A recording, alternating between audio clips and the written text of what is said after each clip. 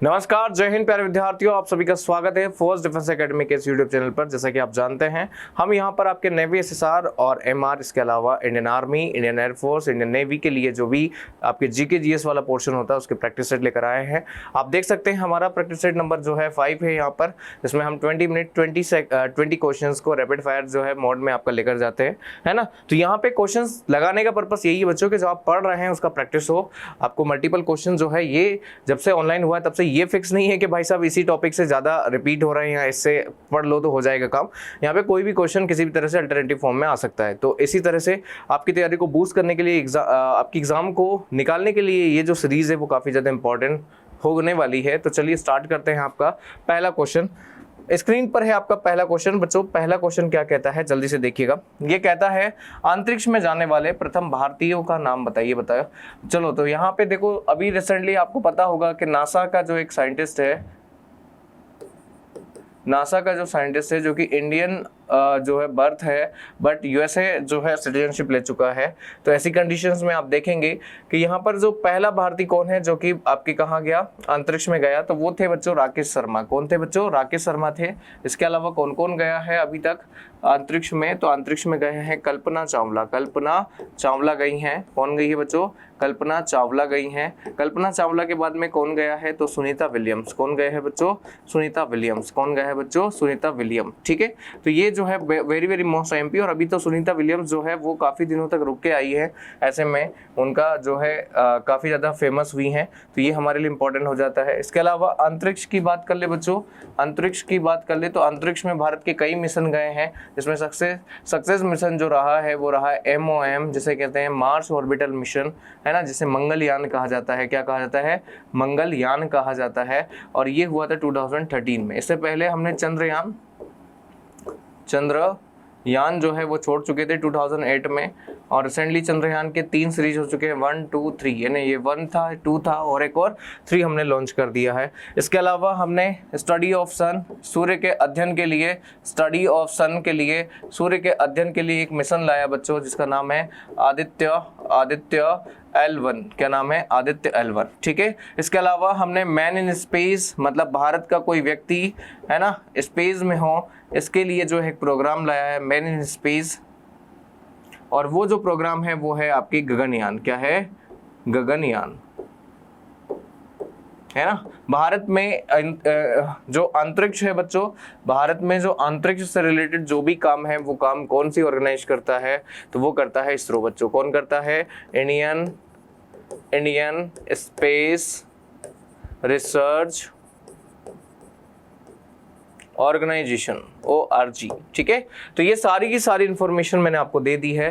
भारत के important mission बता दिए, भारत की चंद्रयान 1, चंद्रयान 2, चंद्रयान 3 बता दिया, मंगलयान बता दिया, गगनयान बता दिया, आदित्य L1 बता दिया, है ना। साथ ही साथ में इसरो के बारे में बताया। पहला स्पेस जो मिशन था इंडिया का वो था 1975 में, जो कि था आर्यभट्ट के नाम से बच्चों। क्या नाम था? आर्यभट्ट। लो, एक और क्वेश्चन मैंने बता दिया आपका, आर्यभट्ट। चलिए, तो इतनी सारी इंफॉर्मेशन आपको नोट करनी है। बढ़ते हैं अगले क्वेश्चंस की ओर। अगला क्वेश्चन जल्दी से देखो क्या है। अगला क्वेश्चन है, किस देश को मध्य रात्रि के सूर्य का देश कहा जाता है? Which country is called the country of midnight sun? Japan को कहा जाता है, नॉर्वे को कहा जाता है, स्विट्जरलैंड को कहा जाता है, इनमें से कोई नहीं। ऑप्शन बी जो है वो परफेक्ट आंसर है बच्चों, नॉर्वे को मध्य रात्रि का सूर्य कहा जाता है। अब देखो, मध्य रात्रि का सूर्य क्यों कहते हैं? कि ये हमारा अर्थ है बच्चों। क्या है? अर्थ है। अर्थ में ये जो है 0 डिग्री लाइन है। क्या है बच्चों? 0 डिग्री लाइन है। ये जो है 23.5 डिग्री लाइन है, जो कि नॉर्थ लैटिट्यूड पर है। और ये है 23.5, ये जो कि कहाँ है? सदर्न लैटिट्यूड पर है। इसे कहा जाता है ट्रॉपिक ऑफ कैंसर। क्या कहा जाता है? कैंसर कहा जाता है इसे। ट्रॉपिक ऑफ कैप्रिकॉर्न कहा जाता है ना। तो ये हो गई लाइन है, ये हो गई इक्वेटर। क्या हो गई बच्चों? इक्वेटर। अब देखो आगे क्या पिक्चर है। आगे पिक्चर ये है कि बच्चों ये है आपके नॉर्थ पोल और ये है आपका साउथ पोल।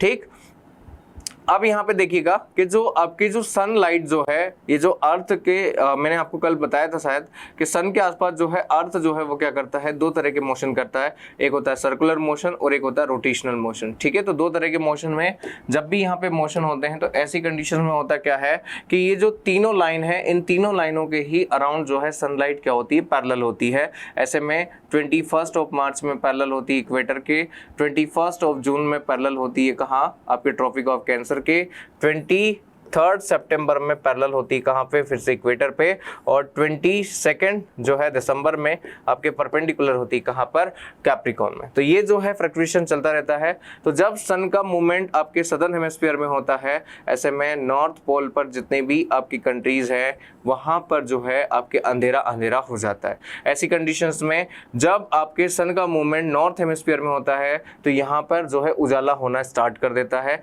इसलिए कहा जाता है, क्योंकि ये डेट देखो ये 3 मंथ है और यहाँ से यहाँ देखो ये 3 मंथ है, तो टोटल 6 मंथ का जो है आपके यहाँ पे क्या हो जाता है, आपके डिस्टेंस हो जाता है। ऐसी कंडीशन में 6 माह यहाँ दिन होते हैं और 6 माह की यहाँ पे रातें होती है। Clear everyone? तो यहाँ पे ध्यान सुनिएगा, इसलिए नॉर्वे को कहा जाता है बच्चों मध्य रात्रि का सूर्य कहा जाता है। ठीक, तो ये सारी कंडीशंस आपको ध्यान रखनी, ये सारी चीजें आपको ध्यान रखनी। अगला बढ़ते हैं, भारत और चाइना को कौन सी रेखा विभाजित करती है, भारत और चाइना के बीच में कौन सी रेखा यहाँ पे आपको डिवाइड कर रही है। तो देखो जल्दी से आंसर क्या होगा, McMahon line, China line, Durand line, 17 parallel line. तो राइट आंसर होगा option number A, McMahon line. क्या होगा बच्चों, मैकमोहन लाइन। मैकमोहन लाइन की अगर बात कर लूँ तो ये जो है लाइन भारत के इंडिया चाइना बॉर्डर पर जो है आपके अरुणाचल प्रदेश वाले जो एरिया है वहां पर आपके डिजाइन की गई है मैकमोहन लाइन। क्या की गई है, मैकमोहन लाइन। भारत और चाइना के बीच में एक और लाइन है जिसे कहा जाता है LAC। क्या कहा जाता है बच्चों, LAC,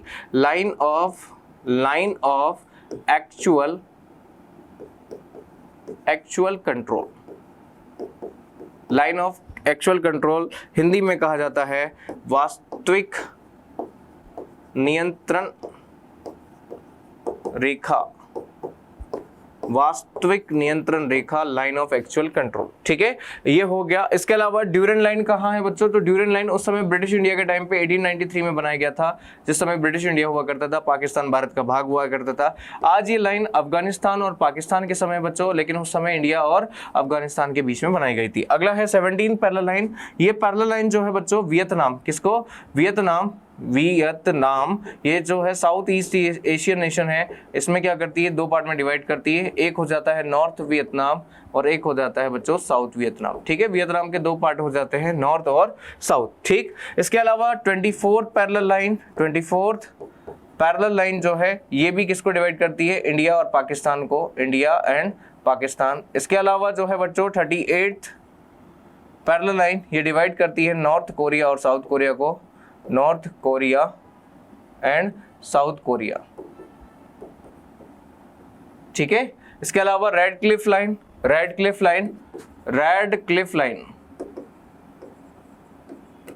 लाइन डिवाइड करती है इंडिया पाकिस्तान बॉर्डर को, इंडिया पाकिस्तान। ठीक है, इसके अलावा जीरो लाइन, क्या है बच्चों, जीरो लाइन। ठीक है, तो जीरो लाइन डिवाइड करती है इंडिया और बांग्लादेश को, है कि नहीं। तो ये सारी जो लाइन है वो मैंने बता दी, इसमें LOC भी आती है, लाइन ऑफ कंट्रोल, जो कि इंडिया और पाकिस्तान के बीच में है। ये सारे के सारे फैक्ट आपको लिख लेना है, इनको याद रख लेना है, ये क्वेश्चन आपसे पूछे जा सकते हैं। अगला क्वेश्चन क्या है बच्चों, अर्जुन पुरस्कार की शुरुआत जो है किस वर्ष हुई थी। अर्जुन पुरस्कार जो है ये स्पोर्ट्स में दिए जाने वाला एक आपके पुरस्कार है बच्चों, है ना। स्पोर्ट्स फील्ड आ चुके हैं यहाँ पे, देखो क्वेश्चंस बहुत इजी है ना। अर्जुन पुरस्कार कब एस्टैब्लिश किया गया है, तो 1961 में। कब बच्चों, 1961 में अर्जुन अवार्ड की स्थापना की गई है, 1961 में। इसमें 15 लाख का जो है प्राइज मनी जो है बच्चों वो दिया जाता है। अगर बात कर ली जाए अर्जुन अवार्ड के पैरेलल ही कौन कौन से अवार्ड दिए जाते हैं, तो इसके बाद जो अगला अवार्ड है बच्चों वो है आपके द्रोणाचार्य अवार्ड की स्टैब्लिशमेंट होती है 1985। इसमें प्राइज मनी जो होती है वो भी 15 लाख होती है, और ये बच्चों कोच को दिया जाता है। कोच मतलब जो हमारे गुरु होते हैं, हमारे शिक्षक होते हैं, उनको दिया जाता है क्या, आपके यहाँ पे द्रोणाचार्य अवार्ड। आपको याद होगा महाभारत में द्रोणाचार्य का रोल, वैसे का वैसे यहाँ पे द्रोणाचार्य है। ठीक है, अगला जो है बच्चों वो है जो कि इंपॉर्टेंट भी है, जिसे कहा जाता है मेजर ध्यानचंद खेल रत्न अवार्ड। मेजर ध्यानचंद खेल रत्न अवार्ड। मेजर ध्यानचंद खेल रत्न अवार्ड, इसकी स्टैब्लिशमेंट होती है 1991 1992। इसका जो इनिशियल नेम होता है वो होता है राजीव गांधी। क्या होता है बच्चों? राजीव गांधी खेल रत्न अवार्ड। क्या नाम होता है? राजीव गांधी खेल रत्न अवार्ड इसका नाम होता है। किसका नाम होता है? मेजर ध्यानचंद। लेकिन इनिशियली सरकार अभी वर्तमान में नाम बदल कर क्या कर देती है? इसका नाम कर देती है मेजर ध्यानचंद खेल रत्न अवार्ड। इसमें प्राइज मनी जो है बच्चों 25 लाख रुपए दिया जाता है। भारत का सबसे बड़ा स्पोर्ट्स अवार्ड है कौन सा? मेजर ध्यानचंद। पहला जो अवार्ड है बच्चों, फर्स्ट जो अवार्डी है वो है आपकी विश्वनाथ आनंद। कौन है बच्चों? विश्वनाथ आनंद। विश्वनाथ आनंद। रिसेंटली 2024 में ये 24 लोगों को 4 लोगों को मिला गया है। कितने? 4 लोगों को। नंबर 1 है मनु भाकर बच्चों। क्या है? मनु भाकर। नंबर 2 है डी गुकेश। नंबर 3 है प्रवीण कुमार। और नंबर 4 है बच्चों Harmanpreet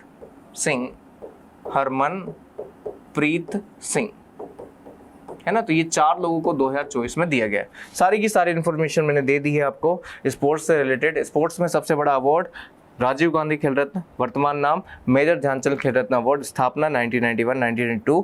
first award Vishwanath Anand chess में। इसके अलावा 2024 में 4 लोगों को, मनु भाकर, डी गुकेश, प्रवीण कुमार और हरमनप्रीत सिंह को मिला है। ठीक है, तो ये सारी इन्फॉर्मेशन है। नाउ नेक्स्ट अगला है रघुवंशम पुस्तक जो है बच्चों किसने लिखी है? तो रघुवंशम ना तो तुलसीदास ने लिखी है, ना सूरदास ने लिखी है, ना वाल्मीकि ने लिखी है। राइट आंसर हो जाएगा कालिदास। कालिदास को बच्चों भारत का शेक्सपियर कहा जाता है। क्या कहा जाता है? भारत का शेक्सपियर कहा जाता है। किसको? कालिदास को। किसको कहा जाता है बच्चों? कालिदास को, क्योंकि इन्होंने भी जो शेक्सपियर जो ब्रिटिश आपके क्या है राइटर्स है उनके थ्रू जो है कई तरह के काव्य लिखे हैं, जिसमें सबसे पहला आपके आ जाता है अभिज्ञान शाकुंतलम। क्या आ जाता है बच्चों? अभिज्ञान शाकुंतलम, है ना। विक्रमो उर्वशीयम, रघुवंशम, कुमार संभवम,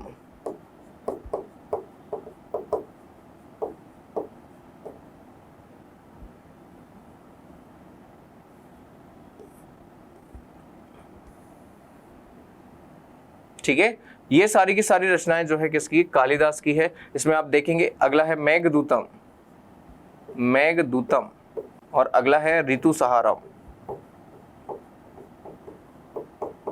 तो ये सारी की सारी रचनाएं किसकी है बच्चों? कालिदास की है। इसमें आप देखेंगे हर एक रचनाओं में इन्होंने प्रेम के बारे में जो है यानी प्रेम यानी आपके यहाँ पे लव के बारे में जो है बताया गया है। किस तरह से आपके जो आपके कह सकते हैं कि प्रेयसी और प्रेमी जो है अपने दोनों की विरहों को बताते हैं। जैसे आप विक्रम उर्वशीयम में देखेंगे धरती के राजा विक्रम थे, है ना, और स्वर्ग की जो अप्सरा थी जिसका नाम था उर्वशी, इनकी प्रेम कथा बताई है। अभिज्ञान शाकुंतलम में अभिज्ञान और शकुंतला की प्रेम कथा बताइए। रघुवंशम में राम और सीता की प्रेम कथा बताइए। कुमार संभव में कुमार और संभव की बताइए। मेघदूतम में उन्हें उनका ही प्रेम बादलों के माध्यम से बताया है कि किस तरह से आज तो वर्तमान में मैसेंजर आ गए हैं, है ना, टेलीग्राम आ गया, यूट्यूब मतलब आपके फेसबुक हो गया, व्हाट्सअप हो गया, इंस्टाग्राम हो गया, और भी कई तरह के जो है जुगाड़ तुगाड़ के जो है कार्यक्रम हो गए। लेकिन उस समय जो है जब प्रेमी को प्रेमिका की याद आती थी और दोनों एक दूसरे से विरह में जी रहे होते थे, विरह मतलब समझ रहे हैं आप, प्रेम विच्छेद हो चुका है,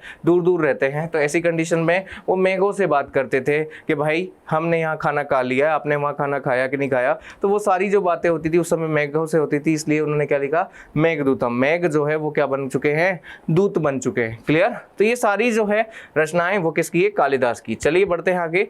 यूएनओ का मुख्यालय कहाँ है बच्चों? तो यूएनओ का मुख्यालय जो है न्यूयॉर्क में है। कहाँ है बच्चों? न्यूयॉर्क में है। और इसकी स्थापना होती है 24 अक्टूबर 1945, है ना, 24 अक्टूबर 1945 में होती है यूनाइटेड नेशंस की स्थापना। अगला क्वेश्चन है कोणार्क का जो मंदिर है वो कहाँ है बच्चों? तो कोणार्क का सूर्य मंदिर जो है बच्चों वो कहाँ है? उड़ीसा में है। कहाँ है? उड़ीसा में। इसे ब्लैक पेगोडा भी कहा जाता है बच्चों। क्या कहा जाता है? ब्लैक पेगोडा भी कहा जाता है। क्या कहा जाता है? ब्लैक पेगोडा भी कहा जाता है। यहीं उड़ीसा में आपका जगन्नाथपुरी का मंदिर है।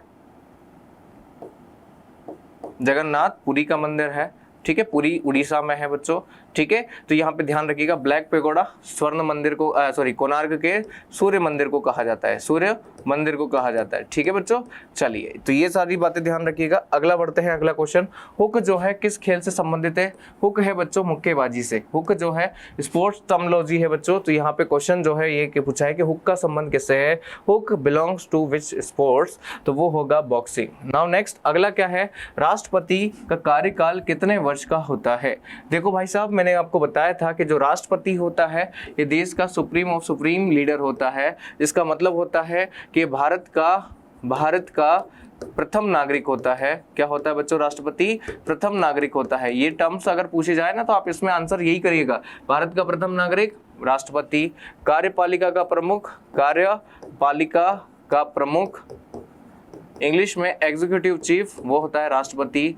अगला क्वेश्चन अगर पूछे कि सर्वोच्च सेनाओं का, तीनों सेनाओं का सेनापति, तीनों सेनाओं का सर्वोच्च सेनापति यानी supreme leader of tri services, तो ये कौन होता है बच्चों? ये भी होता है राष्ट्रपति। कौन होता है?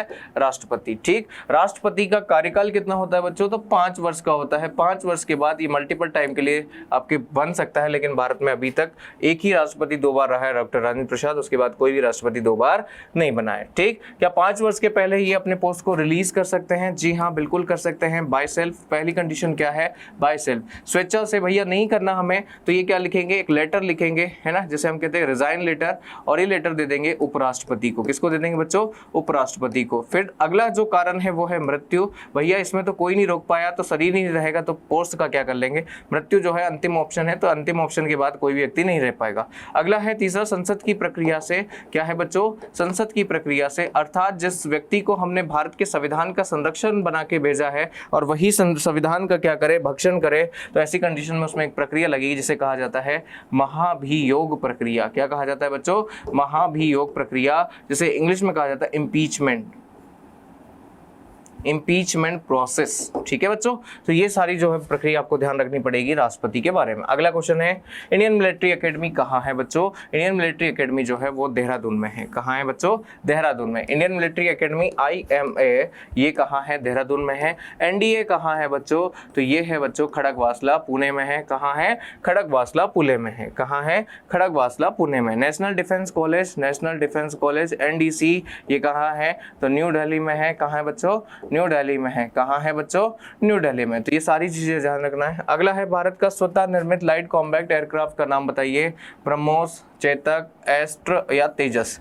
देखो भाई साहब, इंडिजीनियस जो है लाइट कॉम्बैक्ट जो एयरक्राफ्ट है भारत का वो है तेजस। क्या है बच्चों? तेजस है। ब्रह्मोस एक मिसाइल है बच्चों। ब्रह्मोस क्या है? मिसाइल है। चेतक जो है हेलीकॉप्टर है बच्चों। क्या है? हेलीकॉप्टर है। क्या है? हेलीकॉप्टर है। तो यहाँ पे जो थर्ड ऑप्शन है वो मुझे समझ में नहीं आ रहा क्या लिखा है, लेकिन यहाँ पे 3 जो ऑप्शन है मुझे बता दिया मैंने। ब्रह्मोस मिसाइल है जो कि रशिया और इंडिया के थ्रू बनाई गई है। किसके थ्रू बच्चा? रशिया और इंडिया के थ्रू बनाई गई है। इंडिया की जो रिवर है उसका नाम है ब्रह्मपुत्रा, और जो रशिया की रिवर है जिसका नाम है मस्कोवा। क्या है? मस्कोवा। ठीक है, इन दोनों के नाम को जोड़ा और इसमें बनाया क्या? ब्रह्मोस। क्या बनाया बच्चों? ब्रह्मोस। ठीक, चेतक हेलीकॉप्टर और तेजस जो है आपका लाइट कॉम्बैक्ट एयरक्राफ्ट। तो राइट आंसर हो जाएगा आपका तेजस। नाउ नेक्स्ट बढ़ते हैं अगले क्वेश्चन की ओर। बगीचों का शहर किसे कहा जाता है? तो वो कहा जाता है बच्चों बेंगलुरु को। किसको कहा जाता है? बेंगलुरु को कहा जाता है। सबसे ज्यादा मसाले यही होते हैं बच्चों, तो इसलिए इसे बगीचों का शहर कहा जाता है। बात कर ली जाए, इसे सिलिकॉन वैली भी कहा जाता है। बेंगलुरु को क्या कहा जाता है? Silicon valley. भारत का सबसे बड़ा जो IT हब है बच्चों वो कहाँ है? यही बेंगलुरु में है, इसलिए इसे क्या कहा जाता है? सिलिकॉन वैली कहा जाता है। नाउ नेक्स्ट अगला है, वीरता का सर्वोच्च पुरस्कार कौन सा है बच्चों? तो वीरता का जो है यहाँ पर अगर हम बात कर ले गैलेंट्री अवार्ड्स की, तो गैलेंट्री अवार्ड्स जो है ये 2 तरह के होते हैं। एक होता है वॉर टाइम अवार्ड और एक होता है पीस टाइम अवार्ड। क्या होता है? पीस टाइम और वॉर टाइम। वॉर टाइम की अगर बात करें, युद्ध के समय में अगर किसी वीर पुरुष को दिया जा रहा है तो यहाँ पे 3 तरह के अवार्ड होते हैं। एक होता है PVC परमवीर चक्र, दूसरा होता है महावीर। क्या होता है बच्चों? महावीर चक्र। तीसरा होता है वीर चक्र। क्या होता है बच्चों? वीर चक्र। शांति के समय में 3 मिलते हैं, अशोक। कौन मिलता है बच्चों? अशोक, कीर्ति, है ना, कीर्ति के बाद शौर्य। ठीक है, कीर्ति शौर्य। तो ये जो है पीस टाइम और वॉर टाइम। और सबसे बड़ा जो अगर पूछा जाए तो राइट आंसर होगा हमारा परमवीर चक्र। क्या हो जाएगा बच्चों? परमवीर चक्र। Clear everyone? तो ये हो गया पीस टाइम और ये हो गया वॉर टाइम। चलिए नेक्स्ट अगला है, संविधान की कौन सी सूची राज्य की भाषाओं के बारे में बताती है? 9th 11th 8th। यहाँ राइट आंसर होगा ऑप्शन नंबर 8। संविधान की 8वीं अनुसूची जो है ये जो है आपके स्टार्टिंग में जब हमारा कॉन्स्टिट्यूशन बन के रेडी हुआ था और 26 जनवरी 1950 में जो है आपके इम्प्लीमेंट किया गया था, तब हमारे पास ऑफिशियली 14 लैंग्वेजेस थी, है ना। बाद में इनको बढ़ाकर जो है 22 जो है लैंग्वेजेस डेट टाइम हो चुकी है। तो 22 भाषाएं हैं और 22 भाषाएं किस उसमें लिखी है? 8वीं अनुसूची में लिखी है। 9वीं अनुसूची में क्या लिखा है बच्चों? तो 9th शेड्यूल में लिखा है लैंड रिफॉर्म्स। क्या लिखा है बच्चों? Land reforms. लैंड रिफॉर्म्स का मतलब होता है भूमि सुधार से संबंधित कानून। 11th शेड्यूल में क्या लिखा है? तो पंचायत। क्या लिखा है बच्चों? पंचायत, है ना। और आपके 12th शेड्यूल में क्या लिखा है? तो उसमें लिखा है म्युनिसिपैलिटीज। म्युनिसिपैलिटीज, ठीक है, म्युनिसिपैलिटीज। बात कर ली जाए शेड्यूल की, तो शेड्यूल जो होती है बच्चों एक्चुअल कॉन्स्टिट्यूशन में उस समय जब बना था तो 8 शेड्यूल थी, बढ़कर 4 और ऐड हो गई, तो अब कितनी हो गई है? 12 हो चुकी है। 3-4 मैंने बता दी, बाकी और किसी दिन लेक्चर में जो है हम इसको डिस्कस करेंगे। नाउ नेक्स्ट अगला है, विश्व स्वास्थ्य दिवस कब सेलिब्रेट किया जाता है? तो बच्चों 7 अप्रैल को विश्व स्वास्थ्य दिवस सेलिब्रेट किया जाता है, क्योंकि 7 अप्रैल के ही दिन, है ना, 7th of अप्रैल के ही दिन 1948 में 1948 में क्या किया गया था? यहाँ पे WHO की स्थापना की गई थी बच्चों। वर्ल्ड हेल्थ ऑर्गेनाइजेशन की स्थापना की थी, जिसका हेडक्वार्टर जो है बच्चों जिनेवा में। कहाँ है बच्चों? जिनेवा में। कहाँ है? जिनेवा में, ठीक है। तो इसलिए ये आपका इंपॉर्टेंट हो जाता है। अगला क्या है बच्चों? भारतीय सेना की कितनी कमांड है? तो भारतीय सेना की 7 कमांड है बच्चों। कितनी कमांड है? 7 कमांड है। कितनी कमांड है? 7 कमांड है। कौन कौन सी कमांड है? तो देखो यहाँ डायरेक्शन वाइज समझेंगे, है कि नहीं। यहाँ पे देखो ये नॉर्थ डायरेक्शन है, तो नॉर्थ कमांड जो है उधमपुर में है। कहाँ है बच्चों? उधमपुर में है। उधमपुर कहाँ है? जम्मू एंड कश्मीर में है। फिर आता है ईस्टर्न कमांड। तो ईस्टर्न कमांड जो है बच्चों, ये ईस्टर्न कमांड मिलेगी हमें कोलकाता में। कहाँ मिलेगी?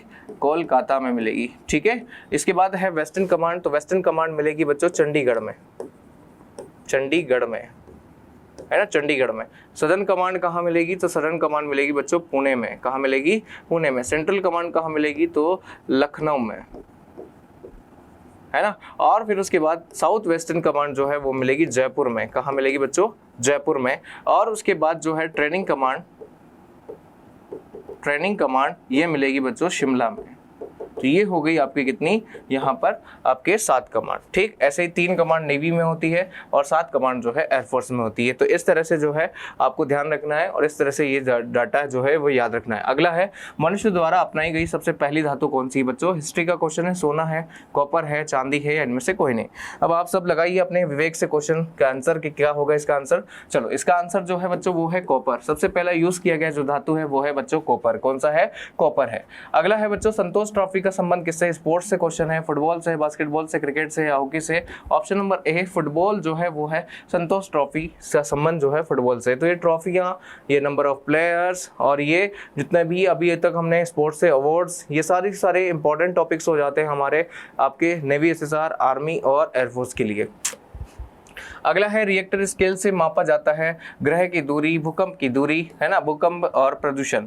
तो यहाँ पे बच्चों पॉल्यूशन के लिए तो PVC होता है और यहाँ पे ग्रह की दूरी डिस्टेंस इससे एस्ट्रोनॉमिकल उससे यूनिट से होती है। ऑप्शन नंबर जो है आपका यहाँ पे करेक्ट होगा वो होगा ऑप्शन नंबर बी। यहाँ पे अर्थक्वेक यानी भूकंप जो है वो रिएक्टर स्केल पर मापा जाता है, ठीक है बच्चों। रिएक्टर स्केल पर भूकंप को मापा जाता है और इस तरह के जो है आपके रिएक्टर्स के थ्रू ही इसको देखा जाता है। राज्यसभा का सदस्य बनने के लिए न्यूनतम आयु कितनी होना चाहिए? 25, 30, 35 और 38। कल शायद मैंने आपको बताया हो ट्रिक, है ना, मैंने बता दिया था कि ये सब ध्यान रखना। 18 ईयर एज वोटिंग एज होता है। क्या होता है बच्चों? वोटिंग एज होता है ना। फिर उसके बाद 18 के बाद आता है 21, तो ये पंचायत एज हो जाता है ना,